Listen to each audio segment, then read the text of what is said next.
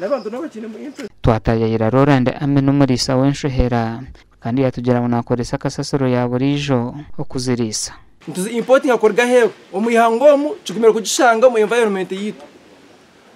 abantu mbarondereza kubashanya ngo shereginete yo munongo kukoresa kasasoro yitu kugihindura mu ebintu by'amana munonga kuko turabwambaho misho kutambara nubwo muri cyo ngo sherege ine kubera hano mu Uganda kandi cyurungi cyaye kindi teine buzubu so eshereze ntuzi ya hewe abembebuza tukuzira ntuzi ya hewe kandi basakwe over stage yo neyo kwenda mose kutandikira amahuri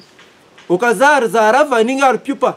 but the most comfortable one yo transporting kandi eyangwi n'amahuri enshohere mwene tera amahuri gari hagati ya 500 kushika hari runana kandi kiremwe y'amahuri gayo negure metware Bernice Chweka omusente za Uganda nikirigira ogirizota eryo mwana soko kugirisa mukubika bine kutera bitano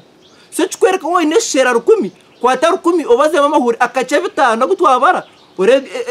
nanka sherezo rihem omusheremo okorugera hari Roland akatara kari kushirayo ni karugomba kazi abari kubana benda kunyereza imbere yabo abo mbebuza kugesiga namazimani ngano tubiha so nimbasa kwacho kureberaho no mebugambo nibakabasakanya mu actions benche so wakora sampling ware bana unasiga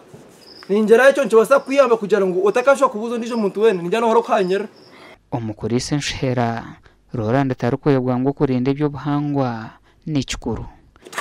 tweza gasasoro yiteji ebikusigara tubitoza ebakasasoro afamitu twino kasasoro neji ebikusigara itwata mu frost nitujikwata niyo gukora nkamaniwa very rich in NPK numar nitrogen phosphorus and potassium imbe mugoro maduka gasha kwa Anita Gangwa na Prosa Kankunda.